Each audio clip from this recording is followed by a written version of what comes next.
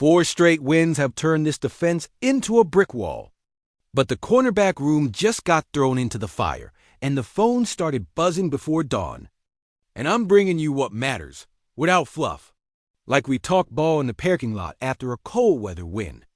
Welcome back to Bears News Fan Report. I'm speaking directly to you, because tonight is about protecting a season that's finally playing to our identity physical, deliberate. Turnover hungry, and I've got the full picture. How the rotation changed the second the medical update landed on Tyreek Stevenson. What the ripple means for coverage responsibilities with Kyler Gordon. How the front office is weighing price versus durability on a proven slot specialist. And why timing, contract language. And the November 4th trade deadline put pressure on the Jets as much as they put pressure on us. Ride with me through the layers and you'll feel exactly why a move that looks depth on paper could be the hinge that keeps this winning streak alive when the schedule tightens. First, let's anchor the moment so we're honest about the stakes. Week 7 wasn't pretty on offense, but the defense carried the night. 26-14 over New Orleans. 253 yards allowed, 4 sacks, 4 takeaways. And the kind of field position that makes any coordinator breathe easier. That's the version of the Bears we all recognize rush as a unit. Squeeze throwing windows, break on the ball like it owes you money. But this run has been built while playing shorthanded outside. Because Jalen Johnson's been out basically all year after core muscle surgery. And now the margin narrowed again. Tyreek Stevenson took a shot to the shoulder and never came back in. Listed doubtful, then out, with the head coach promising clearer evaluation on Monday. Nahshon Wright got dinged and returned, but this room can't live week to week hoping bodies hold. You win a division by choosing certainty. That's where the board flips from monitoring to acting, and that's exactly where I'm taking you. I know the noise. Grab the biggest name possible, throw picks at the problem, blare the siren. That's not how this front office has moved. And that's not how you protect a locker room that's bought into a standard on defense. What you do is match role to need and contract to calendar. The role is clear. We need a reliable slot who can tackle, blitz when asked, and survive two-way go routes without grabbing. Plus someone smart enough to spin outside if Gordon bumps to the boundary in certain packages. The calendar is urgent but not reckless. Make a deal that helps you win now and doesn't handcuff. March, mid-story checkpoint before I push the door open. If you're new here and you want straight talk on Bears roster moves, smash that like so this reaches more Chicago fans. Subscribe to Bears News Fan Report. And keep your alerts on. I go live after games and I'll break down snap counts, cap math, and film tendencies without wasting your time. Now, the trail that got hot this week centers on a name I've been hearing since camp whenever the conversation turns to who's actually available. Not fantasy football, a player with starter credentials, a slot pedigree you can trust. And a contract that looks heavy at first glance, but offers outs if you structure compensation the right way and put playtime conditions on the pick.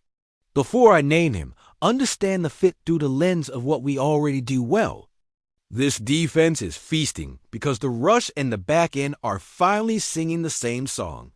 Edge set clean. Interior push that doesn't open escape lanes. Safeties driving downhill when root stems tell the truth, and corners who trigger on time. Kyler Gordon has been the glue inside when healthy, and his versatility is a weapon. He can bang in the slot. He can step outside to shadow certain body types. And he communicates across bunch and motion, looks like a pro. What happens when you add a second slot first technician? You get flexibility, real, call it on Wednesday, win it on Sunday flexibility. You can live in nickel without living scared against the run. You can close games with matchups instead of hope.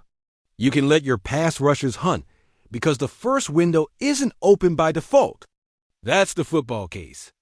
The market case lives in 3 lines: availability, cost, and leverage. Availability. The Jets have been open to calls. Cost. The contract number looks like a stop sign, but the structure has exits the acquiring team can manage. Leverage. a player who missed time last season and is now part of a regime. Reset is precisely the profile that can be pried loose for a conditional mid to late pick instead of premium capital. Put that together, and here's the reveal you've been waiting for. The Bears are circling Michael Carter too, as a solution to stabilize the slot and give this defense a veteran chess move while Stevenson rehabs. This is not a splash for headlines.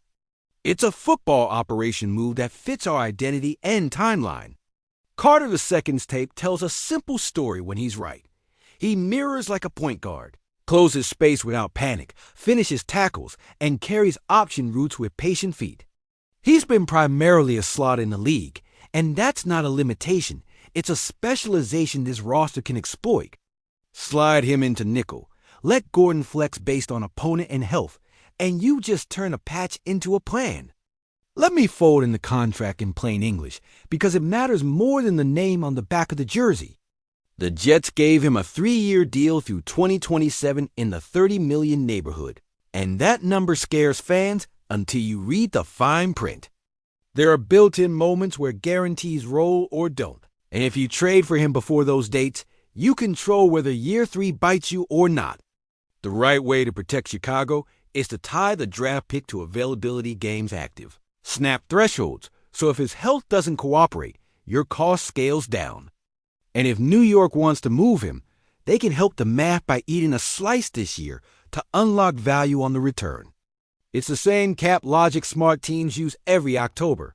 You buy certainty, not splash, and you don't rent pain beyond the window you actually need.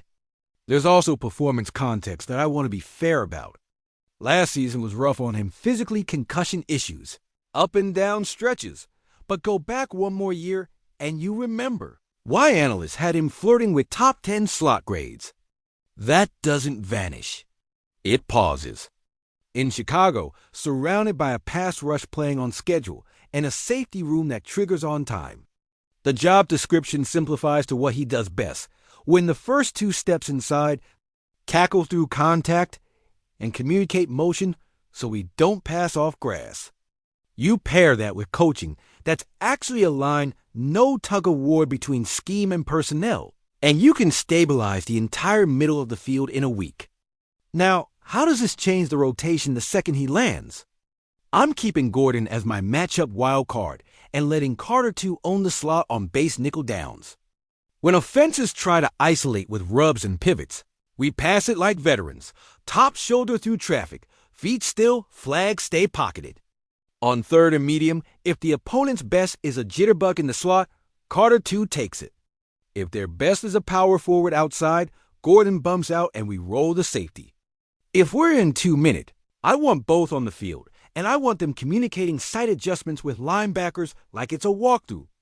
Adding, Carter II lets you refuse that mistake.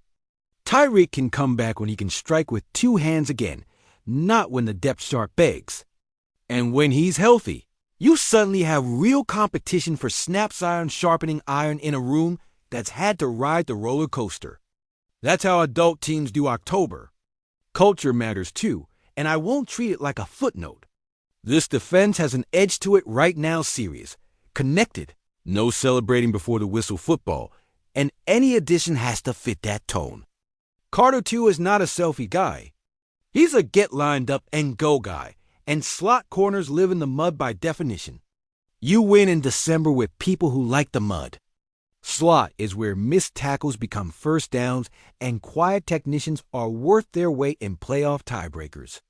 I also hear you on the outside concerns. Does this take Gordon out of his groove? No, it liberates him. It lets the staff choose the best matchup for him week to week instead of asking him to patch 3 roles at once. That's how good players become great when the job stops changing every quarter. Before I close, I want your take because this is your team as much as mine. Do you prioritize a specialist slot like Carter II to lock third down football? Or do you hold the pick and gamble on internal development while Stevenson heals? Tell me who you start in nickel next Sunday, who you close within 2 minutes, and how you'd structure the pick games, snaps, or both. Drop it in the comments. I'm reading all of it, and I'll bring the best suggestions into the next breakdown. My clean read at the end is this. with Jalen Johnson out and Stevenson dinged. The smartest path is a targeted move for a proven slot who keeps our identity intact without mortgaging spring. And Michael Carter, too, checks the boxer's role fit. Contract you can manage, price you can stomach.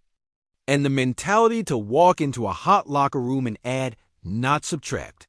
If you're with me on building this defense like adults piece by piece, win by win, hit subscribe. Tap like so this reaches more Bears fans across the city. And keep the bell on. I'll be back with snap counts, cap hits, and fresh tape as soon as the ink dries or the clock runs out on the deadline. Either way, we stay honest, we stay hungry, and we keep stacking Sundays.